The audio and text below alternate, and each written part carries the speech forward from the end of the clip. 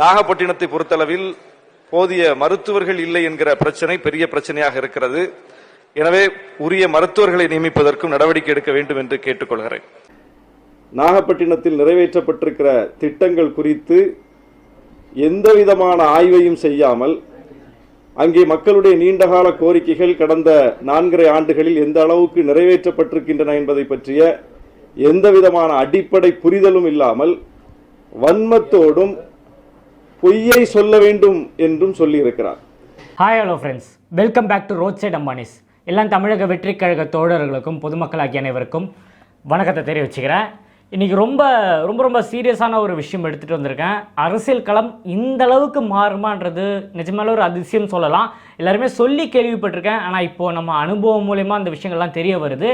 அதாவது நம்ம தலைவரோட பிரச்சாரம் முடிஞ்ச அப்புறம் பார்த்திங்கன்னா நிறைய விஷயங்கள், நிறைய மாற்றங்கள். ஸோ நிறைய விஷயங்களை ஸ்டடி பண்ணேன், சில விஷயங்களை உள்ளே பூந்து ஆராய்ச்சியெல்லாம் பண்ணி பார்த்தேன். பார்க்கும்போது நம்ம சைடு எந்த தப்புமே கிடையாதுங்க. நம்ம அண்ணன் பேசுன விஷயங்களாக இருக்கட்டும், அந்த பொதுமக்கள் அங்கே சொல்கிற விஷயங்களா இல்லை, எல்லாமே பக்கவாக இருக்குது. ஆனால் பொதுமக்கள்கிட்ட ஒரு விஷயம், அதாவது ஒரு விஷயத்த நம்ம செய்யலை, அந்த விஷயத்தை பற்றி நம்ம சொல்லினே இருந்தோம், ஆமாம் போல் இவன் செஞ்சுருப்பான் போல், அந்தளவுக்கு நமக்குள்ளே ஒரு சேஞ்ச் ஏற்படும் தெரியுமா? அதுதான் திமுக அரசு பண்ணிட்டு இருக்காங்க. நிஜமாலே பயந்துட்டாங்க. இப்போ அண்ணன் கூட மைக்கில் பேசும்போது என்னங்க மிரட்டி பார்க்குறீங்களா, உருட்டி பார்க்குறீங்களா, அதுக்கு இந்த விஜய் ஆள் கிடையாதுங்கன்னு சொல்லியிருந்தாரு பார்த்தீங்களா? ஸோ அதே தான் இப்போ இங்கே நடக்குது. அதாவது மிரட்டி பார்த்தாங்க, முடியல. இப்போ பார்த்தீங்கன்னா பயம்படுத்தி பார்க்குறாங்க, அதுவும் முடியல. ஸோ இப்போ என்ன நடந்துச்சுன்னா அவங்க பயப்பட ஆரம்பிச்சிட்டாங்க. அதுதான் ரியாலிட்டியாக நடந்திருக்கு. ஸோ முன்னாடியெல்லாம் சொன்னாங்க இந்த மாதிரி திமுகலாம் பயப்பட மாட்டாங்க, அவ்வளோ ஸ்ட்ராங்குன்ட்டு. இப்போ ஆன்லைனில் வந்த விஷயங்களை பற்றியும் அவங்க மறைமுகமாக செய்கிற விஷயங்கள்லாம் பார்த்தா நிஜமாலே பயந்துட்டாங்க போல். 24 மணி நேரத்தில் ஆன்லைனில் விஜயண்ணனை பற்றி வந்த அவதூறுகள், அவரை பற்றி நெகட்டிவிட்டியாக போட்ட எல்லா விஷயமும் எடுத்து பார்த்தேன். எல்லாமே திமுக குடும்பத்தை சார்ந்தவங்க தான். ஸோ அவங்க கூட இருக்கவங்க, அவங்க நிர்வாகிங்க, அவங்க சேனல்ஸ், அவங்க பிரிண்ட் மீடியா எல்லாருமே பார்த்தீங்கன்னா விஜயனை பற்றி தப்பு தப்பாக பேசுகிறாங்க இந்த லாஸ்ட் 24 மணி நேரத்தில். காரணம் என்ன? வாங்க விரிவாக பார்ப்போம், வீடியோக்குள்ளே போகலாம்.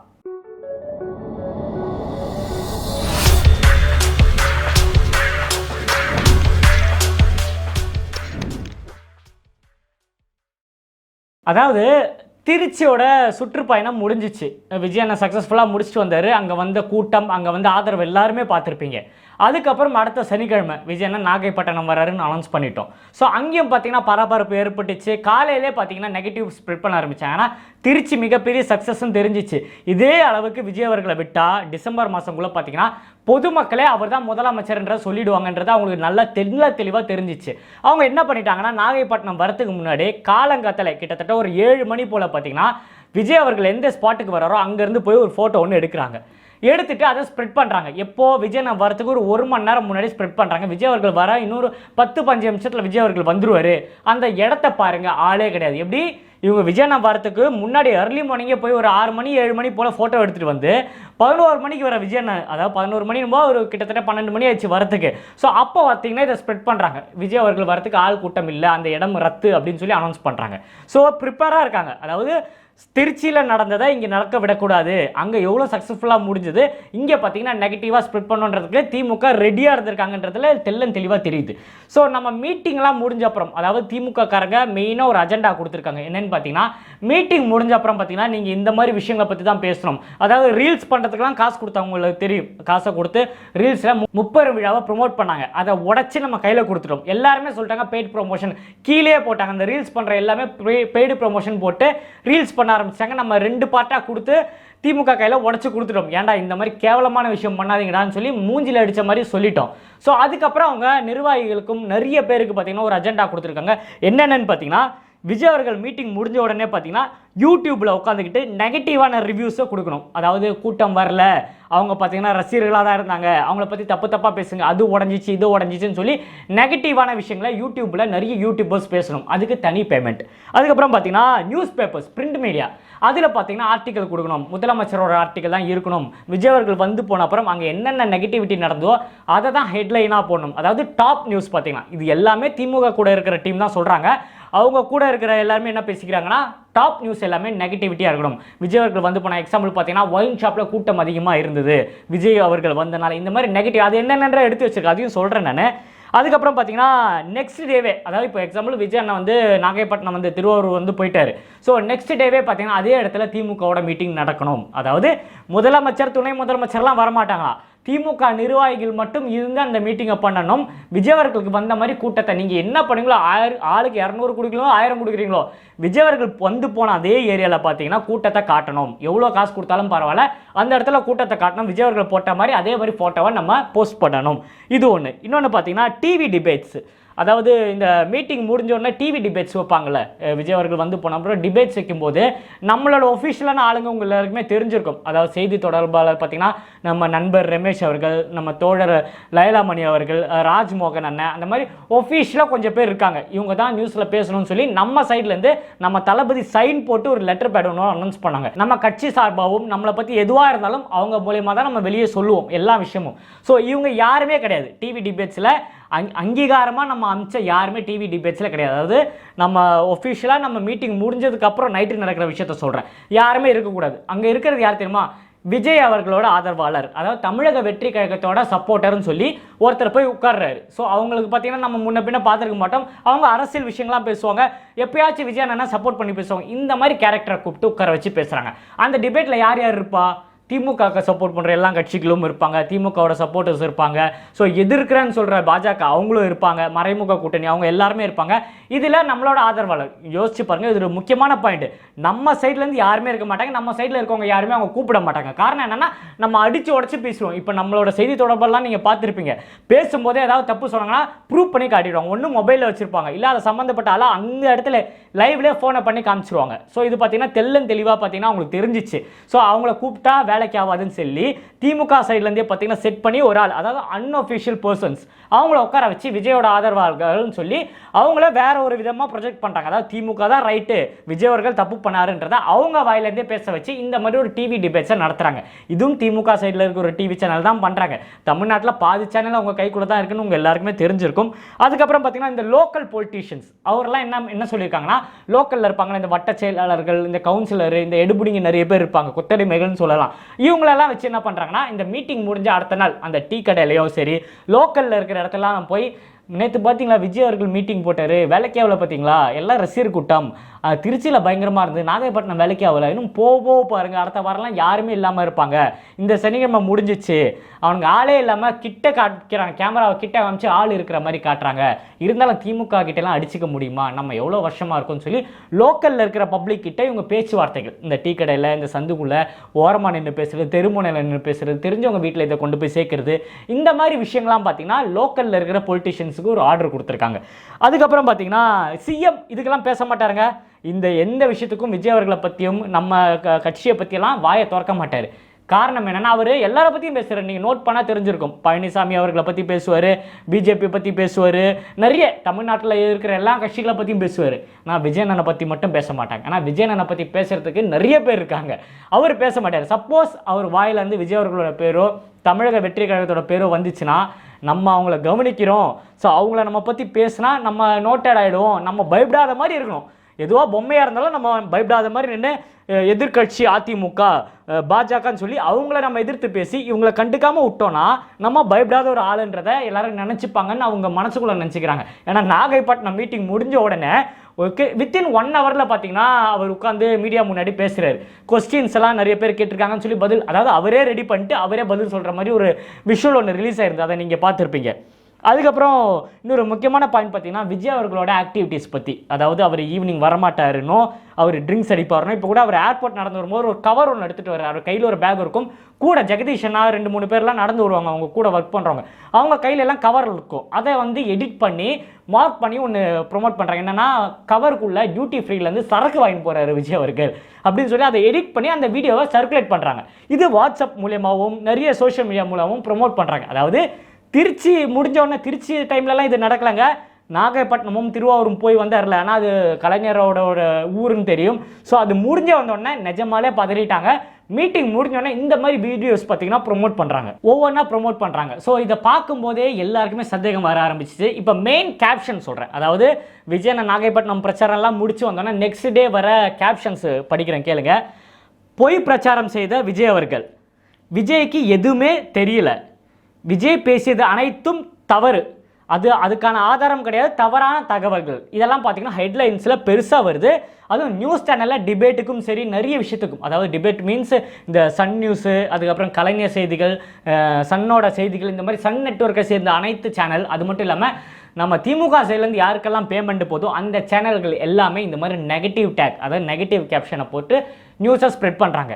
தினகரனை திறந்தா ஒரு ஆஃப் பேஜுக்கு விஜயனோட ஆர்டிக்கல் இருக்குது, அதில் ஒன்று கூட பார்த்தீங்கன்னா பாசிட்டிவாக கிடையாது, எல்லாமே நெகட்டிவ். அதில் என்னென்னா இந்த செயின் திருட்டு நடந்துச்சு, ஆம்புலன்ஸ் மேலே ஏறி நிற்கிறாங்க, வழி விடலை, சனிக்கிழமை மட்டும்தான் இவர் வருவாரா, அனுமதி 30 நிமிஷம் கொடுத்துருக்காங்க ஆனால் 10 நிமிஷம் தான் பேசியிருக்காங்க, கோவிலை மறைச்சி பேனர் வச்சுருக்காங்க, கோவில் மேலே செருப்பு போட்டு ஏறி நிற்கிறாங்க, உத்தரவு மீறிய ரசிகர்கள், அரசு அலுவலகத்தோட கேட்டை உடைச்சிட்டாங்க, அதுக்கப்புறம் பார்த்தீங்கன்னா டாஸ்மார்க்கில் குவிந்த ரசிகர்கள், இதெல்லாம் பார்த்தீங்கன்னா நெகட்டிவாக ஒவ்வொரு பாயிண்டாக போட்டு எழுதியிருக்காங்க. சின்ன சின்ன பாக்ஸில் விஜயனோட படம் பெருசாக போட்டிருக்காங்க.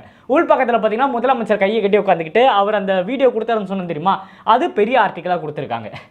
யோசிச்சு பாருங்க, ஒரு மனிதரை, அதாவது தமிழ்நாட்டில் நம்ம பப்ளிக் ஏ கிளாஸ் ஆடியன்ஸுக்கு பி கிளாஸ் ஆடியன்ஸுக்கெல்லாம் பார்த்தீங்கன்னா அதிகமாக போய் சேர்கிற விஷயம் என்ன, விஷுவல் மீடியாவும் பிரிண்ட் மீடியாவும். எல்லாருமே நிறைய வயசானவங்கலாம் பார்த்தீங்கன்னா ஈவினிங் ஆனால் நைட் ஆனால் சாப்பிடும்போதெல்லாம் நியூஸ் சேனல் தான் வைப்பாங்க.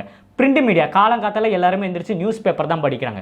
ஸோ ஜேர்னலிஸ்ட் எவ்வளோ ட்ரூவாக இருக்கணும், நம்ம அவங்களெல்லாம் நம்பி தானே நிறைய விஷயங்கள் படிக்கிறோம். இப்போ யோசிக்க தோணுது, பழைய காலத்துலலாம், அதாவது தாத்தா நம்ம பாட்டி தாத்தா காலத்துலலாம் பார்த்தீங்கன்னா இதெல்லாம் பார்த்து தான் நிறைய நம்பியிருக்காங்க. ஸோ இவ்வளோ வாக்குறுதிகள் திமுக இவ்வளோ பண்ணிச்சா, இவ்வளோ விஷயங்கள் நடந்திருக்கான்னு சொல்லி ஏமாற்றி ஓட்டை வாங்கியிருக்காங்க. இப்போ தான் இன்ஸ்டாகிராமு, யூடியூப்பு, ஃபேஸ்புக்கு, இந்த வலைத்தளங்கள்லாம் வந்தனால நமக்கு தெரியுது. இப்போ நான் பேசுகிறேன், எடுத்து பேசுகிறேன், நம்ம சர்ச் பண்ணுறோம், என்னென்ன நடக்குது உண்மையை எடுத்து வெளியே கொண்டு வரும். முன்னாடி காலத்துலலாம் நியூஸ் பேப்பர் தான், செய்திகள் தான், ரேடியோவில் நியூஸ் தான் கேட்பாங்க. ஸோ இத்தனை பேர் கைக்குள்ளே வச்சு ஒரு ஆட்சி நடத்துகிறாங்க. ஸோ அவங்களுக்கு நல்லா தெரியும் சமூக வலைதளங்களும் இந்த பிரிண்ட் மீடியா, இந்த நியூஸ் சேனல் தான் மெயின் பவர்ஃபுல்லான இடம்னு அவங்களுக்கு தெரியும்.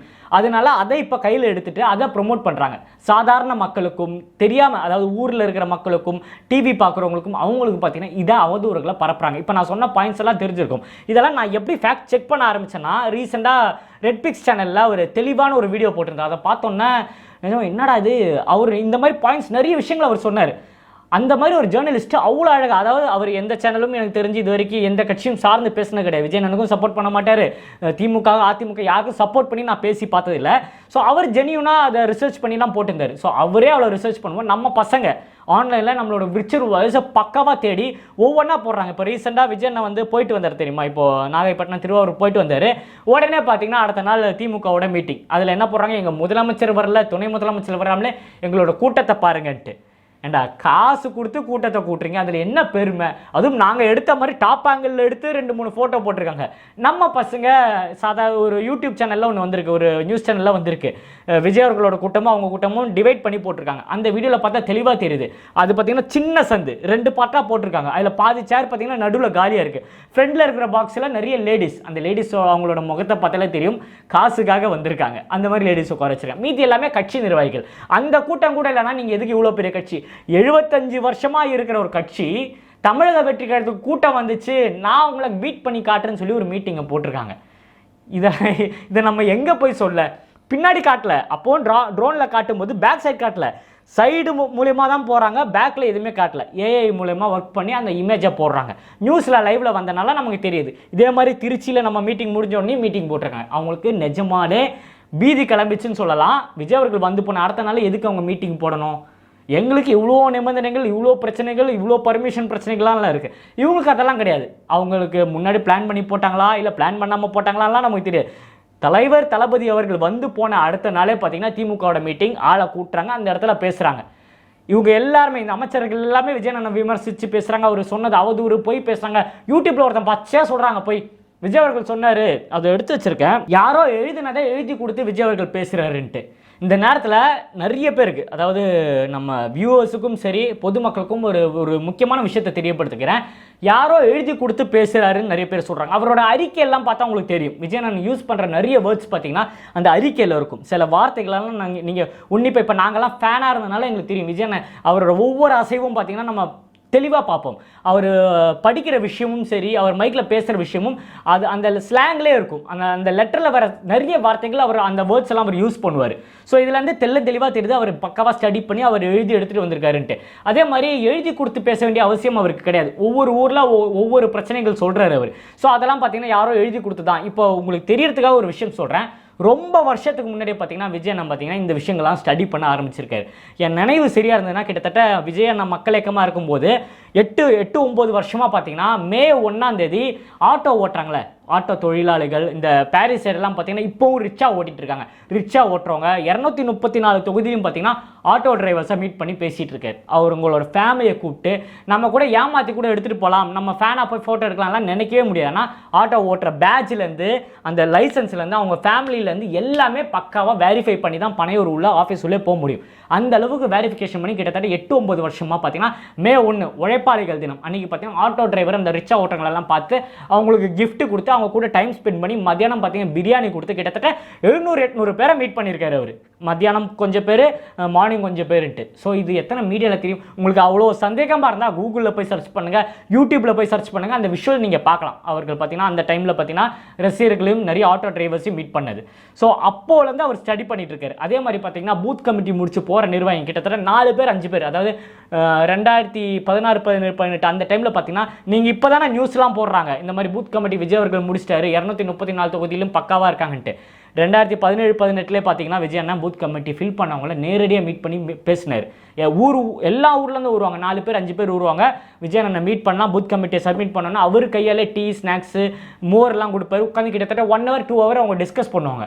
ஸோ அந்த நேரத்தில் அங்கேருந்து வந்த நிர்வாகி நிறைய பேர் நம்மக்கிட்ட சொன்ன விஷயங்கள் இருக்குது. என்னென்னு பார்த்தீங்கன்னா விஜய் நம்ம பார்த்தீங்கன்னா நம்ம தொகுதியில் என்ன பிரச்சனைகள் இருக்குது, கவர்மெண்ட் ஸ்கூல் உள்ளெல்லாம் போய் பார்த்துருக்கீங்களா, பாத்ரூம்லாம் சரியாக இருக்கா, இந்த மாதிரி நிறைய மக்கள் சம்மந்தப்பட்ட விஷயங்கள்லாம் நிறைய கேட்டாருன்ட்டு. அப்போவே எங்களுக்கு ஒரு டவுட் இருந்தது, விஜய் அரசியல் வர வாய்ப்புகள் இருக்குது, ஆனால் இவ்வளோ விஷயத்தை கலெக்ட் பண்ணுறாரு. ஆனால் அவர் நான் சத்தியமாக எக்ஸ்பெக்ட் பண்ணல, 2026 எக்ஸ்பெக்ட் பண்ணவே இல்லை. ஆனால் அவரோட ஸ்டடி பாருங்கள் எப்போலேருந்து நடந்திருக்குன்ட்டு. ஸோ ஒவ்வொரு விஷயமா ஒவ்வொரு தொகுதியில் என்னென்ன நடக்குது, என்னென்ன கிளியராக இருக்குது, என்னென்ன நடக்காமல் இருக்குன்னு சொல்லி ரொம்ப வருஷமாக ஸ்டடி பண்ணி தான்ப்பா அந்த மனுஷன் வந்திருக்காரு. நீங்கள் அவதூறு பார்ப்பீங்களா, எழுதி கொடுத்து படிக்கிறாரு, எவனோ எழுதி கொடுத்து கொடுக்குறாங்கன்ட்டு எல்லாமே தெளிவாக தெளிஞ்சு. ஸோ ஒரு எக்ஸாம்பிள் சொல்கிறேன். இந்த மரையனை பற்றி பேசினார் அவர். அதாவது மரையன் பற்றி அங்கே காலேஜ் இல்லை, அங்கே அந்த யூனிவர்சிட்டி வரணும்னு சொல்லி அவர் மைக்கில் சொன்ன உடனே அங்கே இருக்கிற திமுகலாம் கொந்தளிச்சிட்டாங்க. உடனே ப்ரெஸ் மீட் கொடுத்து பேசுகிறாங்க.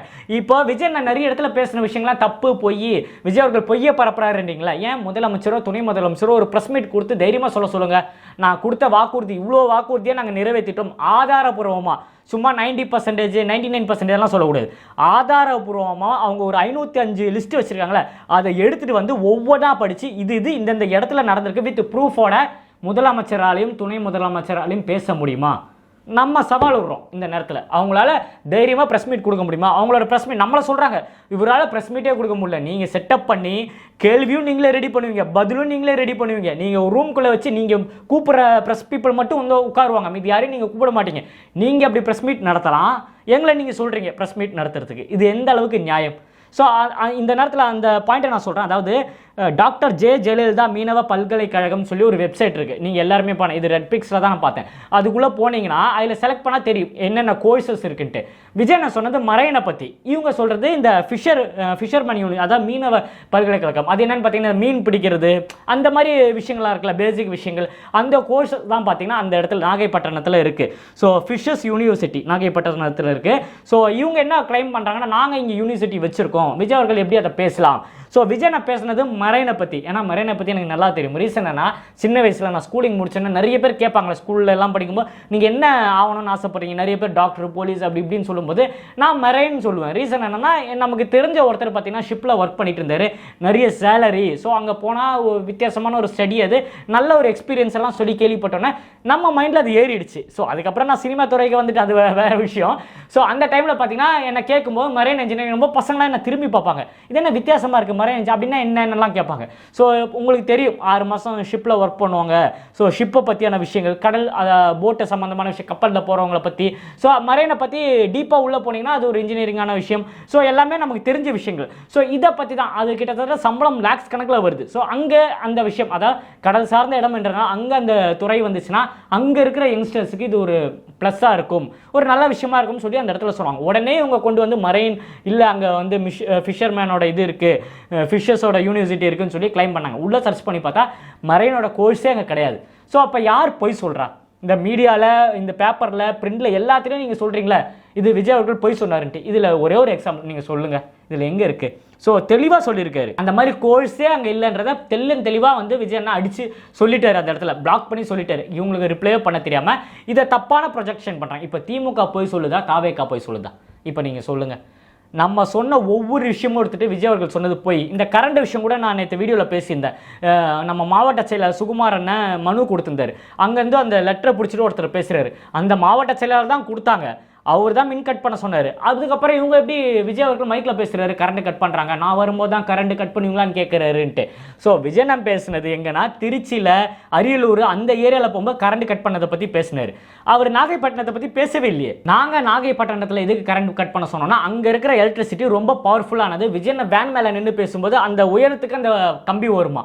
ஸோ நிறைய பேர் அவரை பார்க்க வேண்டிய ஆசையில், நமக்கு எல்லா விஷயம் தெரியுங்க, நம்ம எல்லாம் ஸ்டடி பண்ணிட்டு தான் அங்கே இருக்கிற எலக்ட்ரிசிட்டியோட பவர் என்ன, ஸோ அந்த இடத்துல ஸ்பாட்டில் என்னென்ன அவதூறுகள் நடக்கும், நம்மள அந்த இடத்துக்கு இப்போ காவல்துறை தான் அந்த பாயிண்ட்டை கொடுத்துருக்காங்க. நம்ம கேட்ட இடத்த அவங்க கொடுக்கவே மாட்டாங்க, அவங்க கொடுத்த இடத்துல நம்ம பண்ணுறோம். ஸோ அப்போ அங்கே ஏதாவது இருக்குன்னு நமக்கு நல்லா தெரியும். ஸோ நம்ம ஆளுங்களை வச்சு நம்ம நிர்வாகிங்க அங்கே என்னென்ன பிரச்சனைகள் இருக்குது, அங்கே நம்ம வந்து நிற்கும்போது நம்ம பொதுமக்களுக்கு பிரச்சனை வரக்கூடாது, அப்படி ஏதாவது வந்து நம்ம ஏதாவது அங்கே பண்ணி ஆகணும்னு சொல்லி எலக்ட்ரிசிட்டியோட விஷயம், அங்கே பவர்ஃபுல்லான கரண்ட் போகுது, அது மேலே ஏதாவது பட்டுச்சுன்னா உயிரிழப்பு ஏற்படும் சொல்லி நம்ம சைட்லேருந்து நம்ம போய் நாகைப்பட்டினத்தில் கரண்ட் கட் பண்ணோம். அந்த லைனை மட்டும் டோட்டல் கரண்ட் கட் பண்ண சொல்ல, விஜய் அவர்கள் வர அந்த லைனை மட்டும் கட் பண்ண சொல்லி நம்ம தான் லெட்டர் கொடுத்தோம். அதை நம்ம தெளிவாக ஓப்பனாக சொல்லவும் செஞ்சுட்டோம்.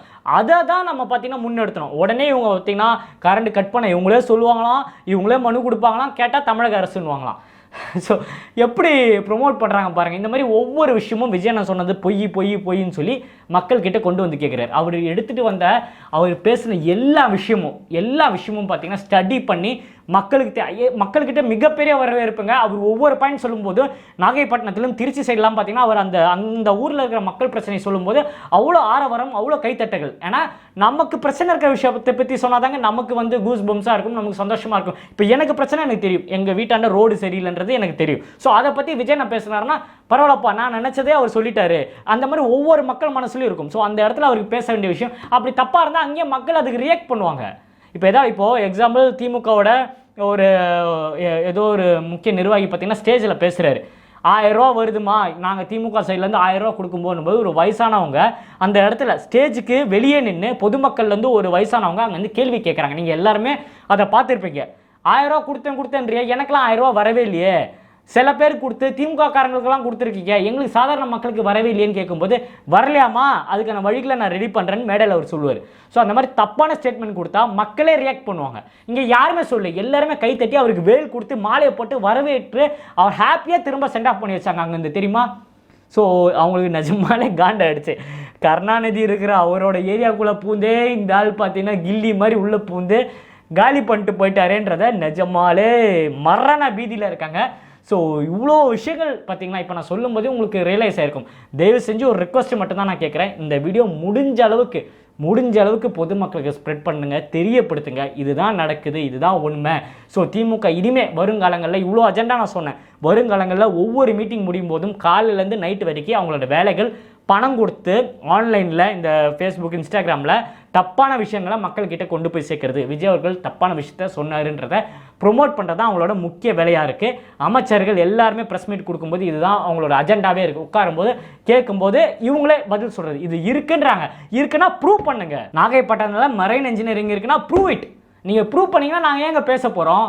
நீங்கள் அவ்வளோ இதில் சொல்கிறீங்களா, அந்த கோர்ஸை பற்றியான டீட்டெயிலோ இல்லை அந்த காலேஜில் இருக்கிறவங்களோ பேச சொல்லுங்கள், பசங்களை பேச சொல்லுங்கள். நான் மரைன் தான் படிக்கிறேன், நாகப்பட்டினத்தில் படிக்கிறேன், தில்லா பேச சொல்லுங்கள், இருந்தால் தானே பேசுவாங்க.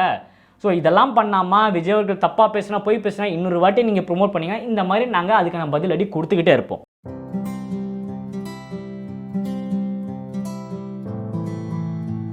அதே மாதிரி விஜயண்ணன் பேசின எல்லா பாயிண்ட்ஸுக்கும் அவர் சொன்ன ஒவ்வொரு திருச்சியில் பேசின விஷயங்களும் சரி, வாக்குறுதியை நிறைவேற்றாத விஷயங்கள் எல்லாமே நம்ம ஸ்டடி பண்ணிட்டு இருக்கோம். எல்லா விஷயமும் தெளிவாக, அதாவது உங்கள் யாருக்குன்னா இதை பற்றினா டவுட் இருந்ததுன்னா எனக்கு கமெண்டில் தெரியப்படுத்துங்க. ஸோ உடன்பிறப்புகள் யாருன்னா பார்க்குறதா இருந்தால் உங்களோட கருத்துக்களும் கமெண்டில் சொல்லுங்கள். இல்லைப்பா விஜய் அவர்கள் இதை தப்பாக பேசிட்டான்னு சொல்லுங்கள். அதுக்கான டாக்குமெண்ட்டும் நம்மக்கிட்ட இருக்குது. அவர் என்ன பேசினாரோ அதுக்கான விரிவான தெளிவான விஷயங்கள் இல்லாமல் நம்ம பேசுகிறதாவே இல்லை. இனிமேல் எல்லாமே அதாவது சொல்கிறீங்களே ஃபேக்ட் செக் பண்ணி போடுறாங்கன்ட்டு, நம்மளும் இனிமேல் ஃபேக்ட் செக் பண்ணி போட ஆரம்பிச்சிட்டோம். அதனால் விஜய் அவர்கள் என்னென்ன பேசுகிறாரோ, அதாவது அந்த வாக்குறுதிகள்லாம் சொல்கிறீங்களா, அதை பற்றியும் தனியாக வீடியோ பண்ண பிளான் இருக்குது நமக்கு. ஸோ என்னென்ன வாக்குறுதிகள் நிறைவேற்றல, எந்தெந்த இடத்துல பண்ணியிருக்காங்க, லைவாக மக்கள்கிட்டே கேட்போம். உங்கள் முன்னாடியே கேட்போம். நம்ம ஏன் மறைச்சி பேசிக்கிட்டு, உங்கள் முன்னாடியே மக்கள் முன்னாடியே எல்லாருக்கிட்டையும் கேட்போம். எங்கெங்கே என்னென்ன நடக்குதுன்றதை அடித்து உடைக்கிறதா இனிமேல் ரோட் சைடு அம்பானீஸ்வர வேலைன்ற இந்த நேரத்தில் தெரியப்படுத்திக்கிறேன். ஸோ இன்ஸ்டாகிராமில் பார்த்தீங்கன்னா வில்லிவாக்கம் ஜே அஸ்வின் என்னோட ப்ரொஃபைல் இருக்குது. ஸோ என்னை ஃபாலோ பண்ணிவிட்டு எனக்கு உங்களுக்கு ஏதாவது உங்கள் ஏரியாவில் ஏதாவது பிரச்சனைகள் இருக்கோ, இல்லை திமுக சைட்லேருந்து உங்களுக்கு ஏதாவது அழுத்தங்கள், இப்போ நமக்கு தெரிஞ்ச நண்பர் கூட சொன்னாங்க விஜய் அவர்களுக்கு இவ்வளோ அழுத்தங்கள் கொடுக்க சொல்லியிருக்காங்க, இவ்வளோ பிரச்சனைகள் இருக்குன்னு சொல்லி நம்ம கூட இருக்கவர் தான் சொல்கிறாரு, என் பேரை மட்டும் சொல்லிடாதன்ட்டு. ஸோ திமுகக்குள்ளே நமக்கு நண்பர்கள் இருக்காங்க, புரியுதுங்களா? அவங்க எல்லாம் திமுக கூட தான் இருப்பாங்க, ஆனால் ஓட்டு நமக்கு போடுவாங்க. அந்த அளவுக்கு பார்த்தீங்கன்னா நமக்கு 4 மூலையிலும் ஸ்லீப்பர் செல்ஸ் இருக்காங்க. ஸோ இதை வந்து தைரியமாக நம்ம சொல்லலாம். அதனால் பார்த்தீங்கன்னா உங்களோட கருத்துக்கள் எல்லாமே இன்ஸ்டாகிராமில் மெசேஜ் அனுப்புங்க. ஃபேஸ்புக்லேயும் நமக்கு பேஜ் இருக்குது, ரோட் சைடு அம்மானிஸ்ன்ற பேஜ்லேயும் நமக்கு பேஜ் இருக்குது. ஸோ எல்லாத்துலேயும் ரிப்ளை பண்ணுறேன் நான். கமெண்ட் போடுங்க, ஃபாலோ பண்ணிக்கோங்க. அதே மாதிரி நம்ம ரோட் சைடு அம்மானிஸ் ப்ரொஃபைலும், அதாவது யூடியூப் சேனல் கீழே பார்த்தீங்கன்னா ரெட் கலரில் ஒரு பட்டன் இருக்கும், கிளிக் பண்ணி சப்ஸ்கிரைப் பண்ணிக்கோங்க. பக்கத்தில் ஒரு பெல் பட்டன் இருக்கும், அதையும் கிளிக் பண்ணுங்கள். அப்போ தான் நான் போடுற நோட்டிஃபிகேஷன் உங்களுக்கு டெய்லி வரும். ஸோ முடிஞ்ச அளவுக்கு தலைவர் தளபதியை பற்றியும் தமிழக வெற்றிகளை பற்றியும் பேசிக்கிட்டே இருப்பேன் உயிர் உள்ளவரை. இன்னும் நிறைய வீடியோவில் சந்திப்போங்க. Tata take care, bye bye. நான் உங்கள் ஏஜே. நன்றி.